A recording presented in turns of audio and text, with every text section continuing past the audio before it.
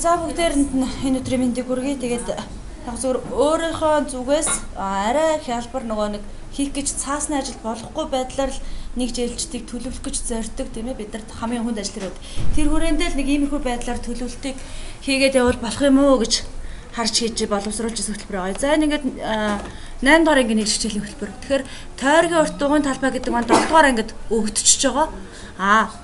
Энэ нэгж хөтөлбөрөө би дандаа ингээд дугаарлаа явуулдаг нь 8 гэдэг нь ангиа заагаад 3 гэдэг нь улирлаа заагаад за тэгээ энэ хэд нэг хичээл юм бэ гэдгийг заагаад өгчих юм байна. За тэгээд зорилгыг бол маш хялбар байхад тавьж өгье гэж зорж байгаа. Энэ дээр бол ерөөсөө өмнө нь олгоо мэдж байгаа түүнийг хэрэглээ болгоод гол нь P-tag орлуулж тооны наривчлалыг тооцоолох тийм бодлого дасгалууд байгаа учраас за тийм P-tag тооны машин ашиглаж бодох амьдрал ахуйд хэрэглэх таймлах наривчлалаар тооцоолох гэдэг тийм жижигхэн зорилтуудыг тавьдаг гэж байна. Гайгүй хатдаггүй л үү. Биднийх бол гайгүй том зөрөгтэй шүү. За тэгээ энэ хичээл дээр гол хэрэглэгдэх бидний түлхүүр үг юу байх вэ гэд гаргаад өчөж байгаа. Агуулгын залгамж холбоогоо бас нэгждэр оруулаад өчөж байгаа. Тэнд юугаа үзүү дараа бид нар юу үзэх вэ гэдгийг сонгож өгөх зорилгоор оруулж ирсэн. За агуулгын залгамж холбоо дээр нэг уялдаа холбоо буюу судлагдгын хоорондын бид нар хичээл хоорондын интеграц гэж ярьдаг гэсэн тийм. Тэрийг зүгээр ямар хичээлтэй холбогдож болох уу гэдгээр нь заадаг өгчсөн. Түүнээс яг мэдээлэл технологийн тим сэдвтэй холбогдно гэж бол оруулж байгаагүй. Бид нэр тухайн хичээл дээр ямар хэрэглэгдэхүүн ашиглах уу гэдгээс хамаарат юу ч ашиглах болох юм байна гэдэг. Жижигхэн нөгөө төмөр цагираг бариад ирэх юм бол төмөр ямар чанартай авах уу гэд ингээд явчих болох юм аа. Үгүй бол цаасаар гэж юм бол за энэ цаас нь ямар үцтэй байна, ямар хэлбэртэй байна гэдэг юм өнгө айлгуулт юм. Үгүй бол нөгөөдг нь англиар хэлүүлт юм уу те. Тийм байдлаар интеграц хийж болох юм аа гэд зүгээр л уялдаа холбоо дээр нь ийм хичээлүүдтэй холбогдож болох юм аа гэд оруулаад өгчсөн. За энэ түүх технологи сургалтыг дэмжих үйл ажиллагаан дээр нь голцоо нөгөө Монгол гэдэг утгаараа нөгөө Монгол гэрийн шал за тэгээд тооны хэмжээ гаргаад тэднийг яаж бүрхүү гэдэг ингээд ийм бодлого тасгалууд нэлээд байдаг учраас тэр тасгалууд орж ирэх юмаа гэж оруулаад өгсөн байна. За тэгээд ээлж хичээлхэн цагийн төлөвлөлтийг оруулж өгөөд бид нар энэ дээр юуг анхааруул болох вэ гэдэг зүйлийг жижигхэн товч байдлаар оруулж өгсөн. Багшлахуу дээр бид нар юуг анхаарах вэ гэдэг. Багшлахуу гэдэг нь бидний нөгөө арга зүйн зүйлүүд байж байгаа тийм. Нэгдсэн байдлаар нь оруулж өгч байгаа. За тэгээд энэ дээр бид нар өөрсдөө багш нар жишг даалгавраа боловсруулад гаргаад байж болох юм. За явцын үнэлгээ дээр нэг ийм хэлбэрээр жижигхэн нөгөө хэрэглээний буюу асуудал шийдвэрлэх бодлого тасгалаар явцын үнэлгээг хийх зорилгоор хоёр бодлого тасгал тавьж өгч байгаа. За ингээд араас нь ээлжид хичээлүүдээ арга зүйн төлөвлөлтөйгөө оруулаад арга зүйн ээлжид хичээл дээр болж өгвөл дандаа арга зүйгээ багш юу ийхүү сурагч юу ийхүү тэнд юу анхаарах уу гэдэг талаас л оруулж өгөх юм байна гэдэг ингээд ээлжид хичээлийг бол яг энэ нэгжийн тухайд бол яг агуулга өнөөдөр л барьж авсан учраас өнөөдөр ингээд толгой хэсгээ гаргаад орчихсон нэг ээлжид тургуу бол ороагүй байж байгаа юм. За нэгжлэр нэг ийм байл арай хялбархан гарч ирээд байгаа шиг надад санагдаад байдیں۔ Нэг их нүсэр ингээл нөгөөдгөө гарах гал ингээл ухаал бодоол зориг төвшүүлэх гээл нөгөөдгөө задлах гал ингээл их зовоо таахгүйгээр хурдан гарч ирээд байгаа шиг болоод байдیں۔ Энэ бол зүгээр л саналтууд тийм шүү дээ. За энэ ээлжид хичээлийн төлөвлөлт байгаа энэ томруулалтын төв гэдэг ээлжид хичээл байгаа 7 дугаар ангийн хичээл. За энэ хичээлийг хавар 45 дугаар сургууль дээр заагдаад хөтөлбөр маань дахин сайжруулалт хийгдээд дахиад засагдчихсан байгаа юм хөтөлбөр байгаа юм. За ээлжид хичээлийн төлөвлөлтийг эхлээд бол дандаа тулгуур тохио байдлаар өөрийг боловсруулж авчаад хичээлээ заасныхаа дагуу сайжруулж үйл ажиллагаагаа дахин төлөвлөж оруулж бичиж өгдөг байж байгаа. За энэ дээр зорилго маань маш энгийн байх тусмаа гаргаж ирэхэд амархан болчихж байгаа. Нэг олон зорилт авахаар нөгөөдхөө бүгдийг багтаах гал хүүхдээ шахаал цагтаа багтахгүй тийм ажиллагаанууд айгүй хийгдээд байгаа учраас жижигрүүлж их авч өгч байгаа. За энэ түлхүүр үг ашиглахаар хүүхдүүдэд ч гэсэн айгүй амар яагаад гэдэг.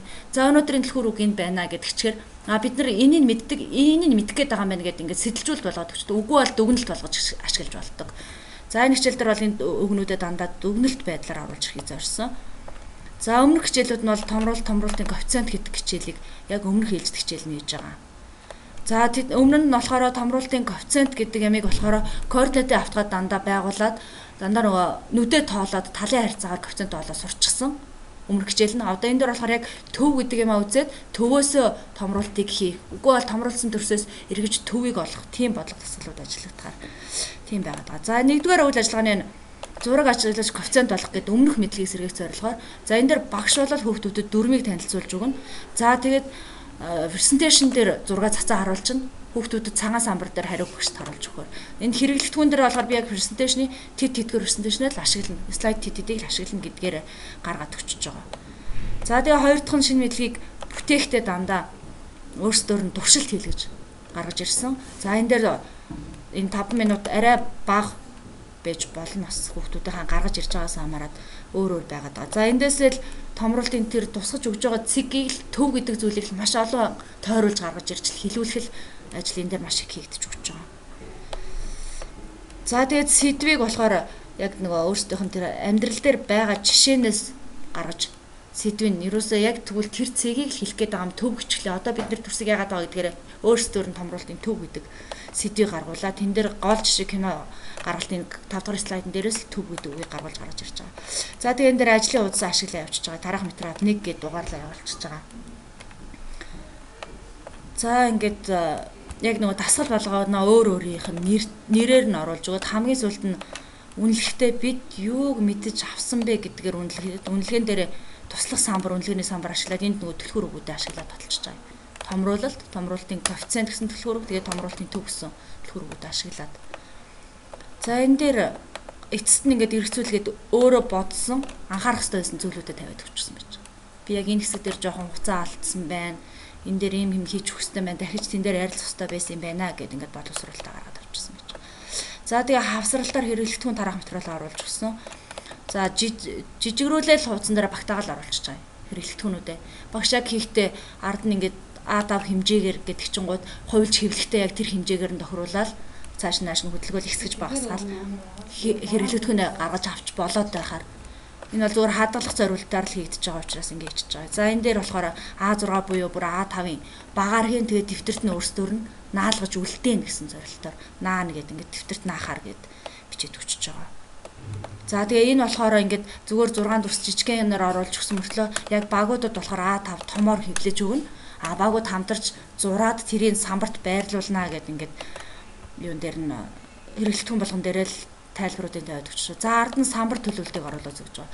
За энэ цагаан самбар хэсэг дээр бол мэдээж яг проектор ашиглаж байгаа учраас тэр үйл ажиллагаанууд л үл дараалалаа цэцэгнэхлээр нэг самбар бол тэр зэгтээ ашиглаж. За хоёрдугаар самбар дээр багуудыг бол за самбар дээр шоогоор аваасан ч болно. Үгүй бол баг болгонд нөгөө наалгаад үнэлсэн ч болно. Яг энэ хичээл дээр болохоор багуудыг шууд ерөөсө самбар дээр хуваарлаж байгаа л хитэн баг болох нь тодорхойгүйсэн учраас ерөөсө тэн дээрээ зурчихсан. За тэгээд 6 баг болох юм байна гэж тооцоогоод лод түрүүний нөгөө А4 дээр зурвал барьсан төрсийг энд ингэж байрлуулж өгнө гэд ингээд байрлуулчихж байгаа. За тэгээд эндээсээ нөгөө багуудаар өөрсдөр нь оноог нь өгүүлэл тэднийх зөв байна, тэднийх буруу байна. Тэднийх тэн дээр алдчихж гэдгийг гаргуулад өөрсдөр нь 3 оноо гэж байгаа л өөрсдөр нь баг ог дээр нь оноог нь дамжуулуулад. За энэ бол нөгөө миний туслах үнэлгээний самбар. Хажуу талд нь агаад өчөж байгаа. Энэ туслах самбар дээр түрүүний 1 2 3 4 гэдэг энэ дөрвийг юун дээр презентацийн дээр харуулчихж байгаа юм. Тэгээ хүүхд болгонд энэ цаасыг тараад өчөж байгаа ногоон шаруулан цаасаа. Тэгээд нөгөө туслах самбар дээр хүүхдүүд маань ингээд наачаал гараа яваад. Тэгэнгუут нь багш дараа нь за манай ингээ хүүхдүүдийн тэдэн өв нь яг 4-р төвшин дээр ногооныг заагаад мэдчих тэгвэл би цаашаа хэрэглээний бодлого орох юм байна. 60% нь арай бас жоох эргэлзэж байгаа юм чинь энэ дээр нь би дахиж тогтож тавтлага орох юм байна гэдэг төсөөллийн судалгаагаа эндээс шууд хараад авчиж. За энэ нэг ийм ээлжтийн төлөвлөлт хийгдсэн байгаа юм. Тэгээд хэдүүлээ ерөнхийдөө загвараар тэг зүгээр нэг юм их загвараар хийж болох юм аа л гэсэн санаа. Дараа нь нөгөө ээлжтэй бид нар хувааж авах юм шүү дээ. Тэнгүүд нэг нэгэн дээр санаа гараад яг ийм юм аа гэж тогтчихвол тэг яг схемэн дээр заавал тэрийг хатуу байхгүй. Ерөнхийдөө энэ санаануудыг нөгөө тусгая гэдэг юм дээр. Тэгээ нэг сургуульд чинь ерөнхийдөө бол нэг 5-6 нэг жил таах юм шүү дээ. Олон ч биш юм. Тэгэхээр сургууль болгон 5-6 хамгийн зөвдөл 5-6 багштай байгаа юм. Тэгэхээр нэг хүнд нэг ээлжтийг аягүй сайхан нэгжийг боловсруулаад асуучвал ээлжир чинь ингээд нэгсэн байна. Тэгэхээр тэр одоо энэ аримнаа чинь нэг чинь харуултаа тэр ард дээр ингээд багш нэг ингээд юм бодоод ингээд тулгуур өгөөд бас биччихэж байна да. Тэгэхээр тэрэн дээр чинь энэ яагаад ингэсэн болдоо гэдгийг ч хараад ойлгохгүй шүү. Тэгэхээр ард нь нөгөө нэг юм тайлбаршин хаалтанд зүгээр ийм санаа гэдэг байлаа. Юу ч байж болох юм гэдгийг тийм санааг нь ганц нэг үгээр бичиж цэглжүүл бас тийм Нэгж дээр. тийм одоо тэр уялдаа хоолой Тэгээд гэхэд мэдээлэл технологи тийм зүгээр хаалтанд тиймэрхүү байж болно гэдэг байлаа. Тэг жишээнүүд нь оруулаад жишээнүүд нь оруулаад өгчвөл арай бас үүтэй. Зөвөр нөгөө багш болгоо өөрөө хорос учраас би зөвөр хичээлийн цаагаа өгчдөг нь за энэ хичээлүүдийн санааг оруулж ирж болох юм а гэж санаа авах юм байна л гэж бодож байгаа байхгүй юу. Тэгээ түүнээс монгол хэл дээр авчиад бид нар холбохлоор одоо яахын тойрог гэдэг үг зөв бичнэ гэдэг юм л орж ирнэ үхээс биш. Яг тэр үгийг бид нар ингэж хоёрын одоо ингэж мэдээлэл болгоно гэдэг зүйл талаас орж ирэх мэдээлэл бага ах юм болов гэж харсан л та. Тийм тэгэхээр одоо энэ дээр одоо та нар ээлжтэй авчирсан байгаа ш. Тэрийг хардаа. Тэгэхээр одоо энэ дээр нэг ийм юм нэмэр байна гэсэн юм а яриа. Яг загвараа дотоод авчвал бас зүгээр байна. Гэхдээ яг нэг загвараараа хий гэсэн үг бас биш.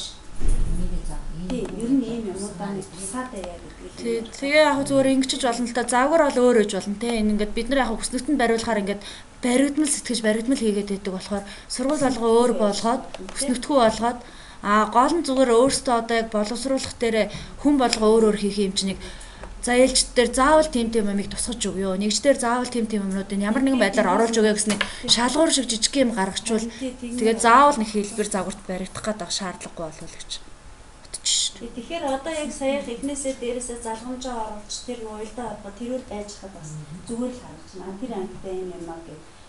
Тэгээд доош нь одоо бид нэг чихээ загварыг татах гэдэг. 5 нэг хийчээ солилцоход байна шүү. Тийм. Тэгэхээр чи нөгөө өөр загвартай очих чинь богоо нэг янз. Тэгэхээр яг ч өөр байх юм аа.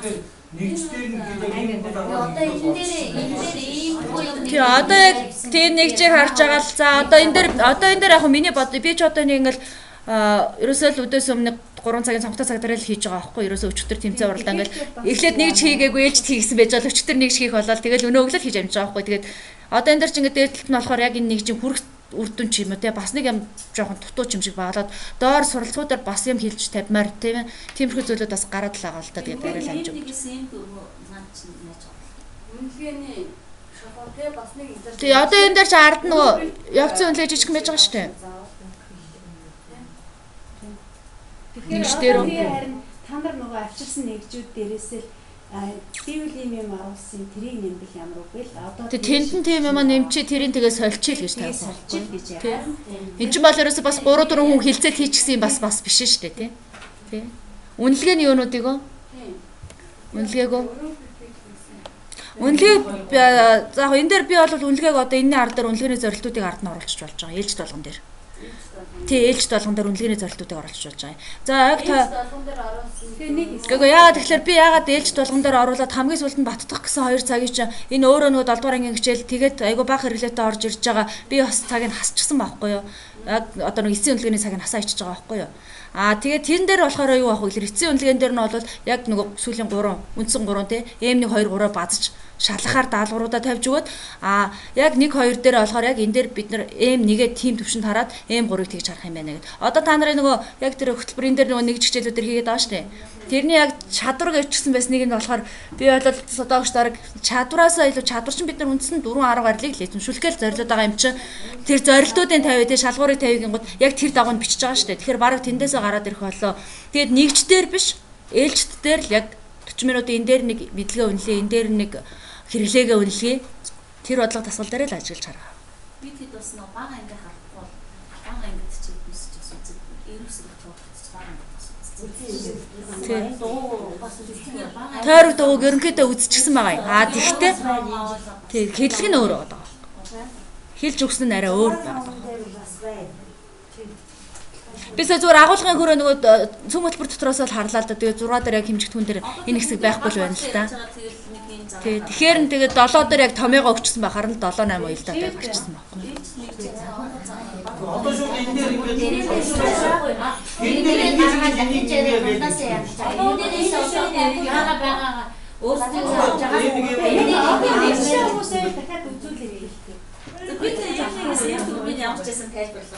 ингээд нэг ингэж ойлгосон. Тэгээд тэрийг бас энэ дээр яаж тусах нь бас нэг яаж хайж чаддаг чинь.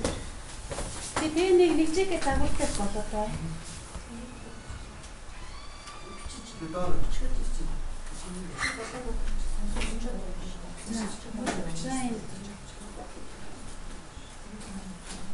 Энэ нөгөө юуны хөтөлбөрийн загвар нөгөө төрөөр хийгээд нэг иймэрхүү болсон шүү дээ. Энд уйлралт 7 хоног бүлгээ яваад нэг хичээлээ цагтаагаас цуг энэ дээр шууд бичээд тэгээд ээлжид хичээлийнхаа нэрийг бичээд энд ингээд тодруулаад нөгөө харлуулад өгдөг нь энэ нэгж болоод ингээд гадна талын хүрээгээр ингээд харлуулж өгöd. Тэгээд энэ дээр цагаа хуваагаад энэ өвлийн баримтчаа таниулах эзэмшүүлэх гэдэг нь чи одоо байгаа юу болцсон уу? Энэ тэгвэл энийг нөгөө шин мэдлэг олгох юу яах баттал гэх юм уу? Энд чи юу гэдэг үгтэй болсон. Энэ санаа нь бол нөгөө шин мэдлэг олгох хичээл мичээл. Энэ бол ерөөсөө л нөгөө тэгэд салхаа байгаад ямар ч бодлого тавьсан нөгөө дөрвөн чадрыг эзэмшүүлэх хэрэгтэй гэж хайчсан. За тэгвэл энийг ярих хэрэгтэй юм. Хичээлийн хэлбэр гэдэг нөгөө хуучин бол хэлбэр гэж байдаг гэсэн шүү дээ. Тэгээд одоо тий давтлагын цаг юм уу, шинэ хичээл юм уу, үнэлгээд нөгөө шалгалт авах хичээл юм уу гэдгийг ялгсан байдал байгаа даа. Тэгээ наад чинь бол яг тийм нөгөө нэгж байгаа үйлдэл байж ах хэрэгтэй юм байна шүү дээ. Энэ одоо жишээ нь тооны модулыг ойлгох үеийн баримтчаа таниулах хичээл нь одоо хуучнаар бол шинэ мэдлэг хичээл 1 цаг. Тэгээд давтлах нь 1 цаг. Тэгээд энэ нэг хичээлээ дуусаад үнэлгээд нэг шалгалт 1 цаг авна гэсэн санаал энд яваад байгаа. Тэгжил хуваасан санаатай байгаа. За тэгээд энэ M1-ээс M4 чинь нэг ийм өгүүлбэр хилээд байсан юм а тэрийг шухан байхгүй ойлгохгүйсэн чи одоо л ойлгож эхэлж байна. Нөгөө математикийн цөм хөтөлбөрийн зорилт бол үнэлгээний зорилт юм а гэд нэг өгүүлбэр хилээдсэн шүү дээ. Тэ? Цөм хөтөлбөрийн зорилт бол үнэлгээний зорилт юм а гэд. Энэ өгүүлбэрийг юус ойлгохгүйсэн байхгүй. Үнэлгээний зорилт юм аа. Тэгээд энэ ягаан ном дээр юу байгаа? Нөгөө хамгийн ихний математикийн цөм хөтөлбөрийн зорилгын доор зорилт гэдэг 4 юм байгаа л та. Тэрийг олж одоо. Тэр 4 зорилт чинь яг нөгөө үнэлгээний зорилтын дээр бас байгаад байгаа байхгүй юу? Шууд бууж байгаа. Тэгэхээр чинь бид нар энэ нөгөө эзэмших чадвар гэхээсээ илүү зорилт ба хүрэх үр дүн гээд энийг аягүй сайн ингээд тодорхойлоод нэгж дээр бичээд өгчих юм бол яг тэр нөгөө зорилт ба хүрэх үр дүнг л буцааж шалгана гэсэн үг болоод байгаа байхгүй. Энд бичсэн юмыг л шалгана гэдэг. Тэгээ одоо энд явж байгаа нөгөө үнэлгээний шалгууртаа явж байгаа 4 зорилт бол энэ 4 чинь байгаа байхгүй.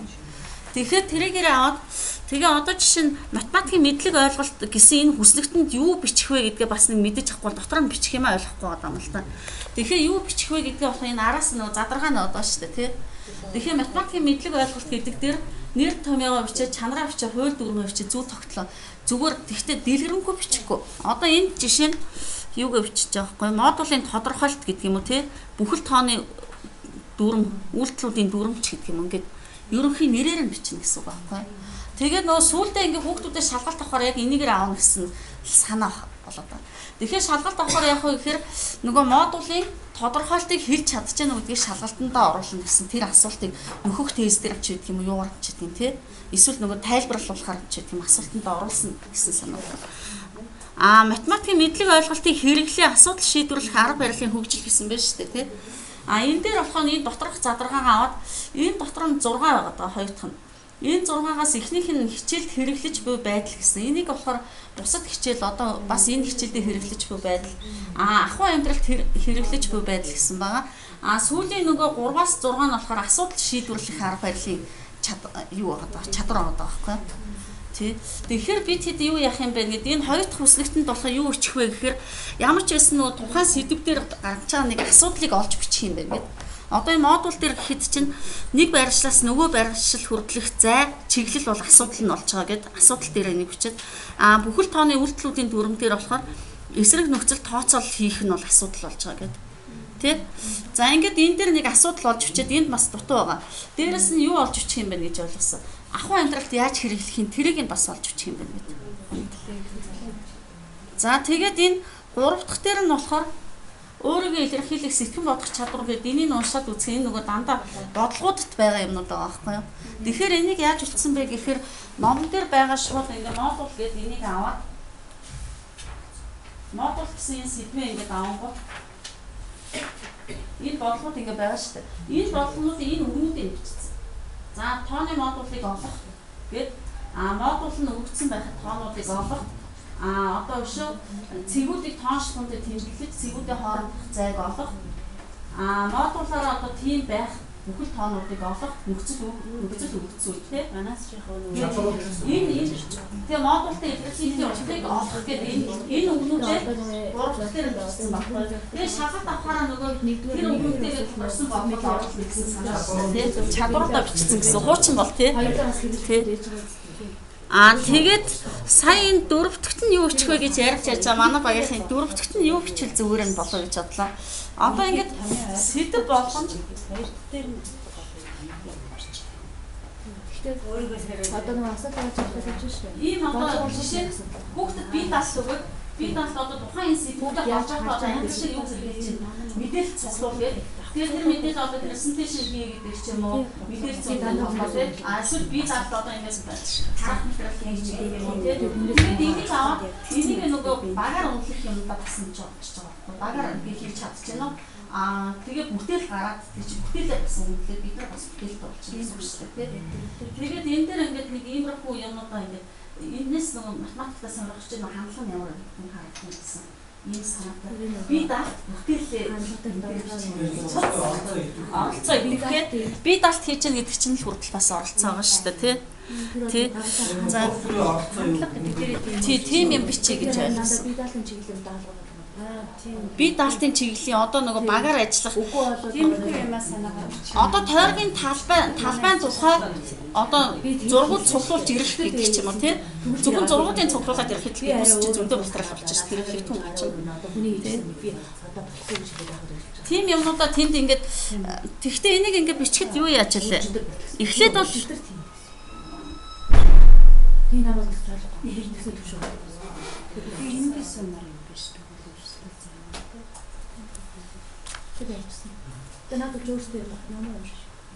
Эхлээд юу ямар юм бэлээ? Нөгөө дотор нь энэ хүснэгтэн дотроо юу бичих вэ гэдгээ ойлгоод авчвал хийхэд амарх юм бэлээ. Тэгэхгүй нөгөө юу бичих юм мэдгүй ингээд хаашин чамаагүй санаанд орсон юм а бичих гээд байгаа байхгүй. Тэгэхээр за нэгдүгээр хүснэгтэнд бол ингээд чанар манараа бичээ, хоёр дахьт нь бол хэрэглээгээ бичээд асуудал шийдвэрлэх юм заавал нэг жижиг болгон дээр олдоод байгаа байхгүй. Тэгээ тэрийг олж ичээд тэгтээ энд юу яа гэсэн. Энд болохоор ингээд уг нь бол юу байгаа вэ? Энд чинь нэг ч шүү дээ тийм. Нэг арай жижигрүүлтэй. Тэгсэн мөртлөө ингээд нэгч дотроо сэдвүүд нь юу ярих юм бэлээ. Заавал ингээд бүтнээрээ нэгч дотроо M1-ээс M4-өөр бүтэн бичих албагүй юм бэлээ. Ээлжтээс хамаарат би болохоор энд нэг татсан мөн шүү дээ. Тооны модуль бүхэл тоог энэ тасаад бүхэл тоог хэмжүүлэх хуваахтай давцаа. Гэтэл энэ хоёрын юу нь болохоор ижлэн байгаад байгаа байхгүй. Дотор бичих юм тий. Тэгсэн мөрчөө тооны модуль ч нөхөө ижлэн биш юм чи өөр дахиад бичигдчихэж байгаа. Тэгэхээр нэгч дотор байгаа сэдвээс хамаарат бичих юмнууд маань бас тэр нэг жиг ингээд бүтнээр нь бичиж болно. Салгаж болох юм байна гэсэн.